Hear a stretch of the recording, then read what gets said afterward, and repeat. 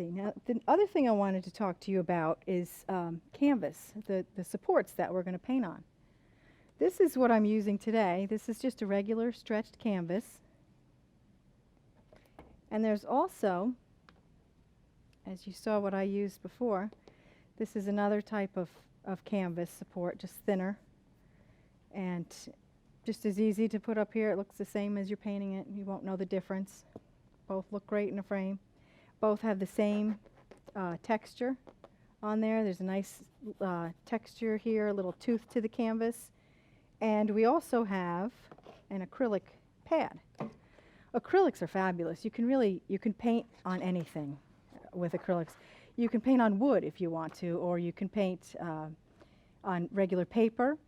Or these are great. It's a canvas pad from Daler-Rowney, and this is just a little bit not as thick a tooth as the stretched canvas, but it's still nice. It'll hold the paint great, and it's been gessoed so it won't soak through.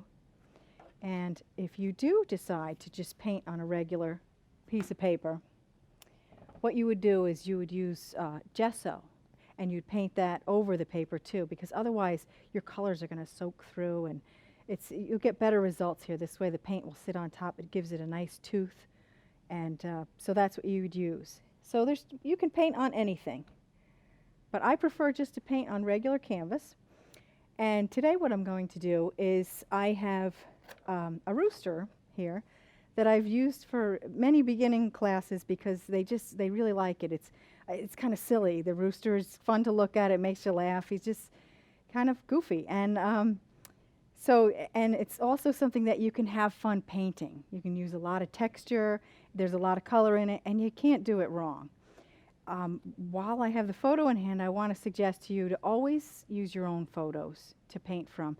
You don't want to use other people's photos because, let's say, example, pictures in magazines. Those were all set up by an art director and a whole design team, and a lot of money went into that shoot. You don't want to take it and copy it and then do a painting.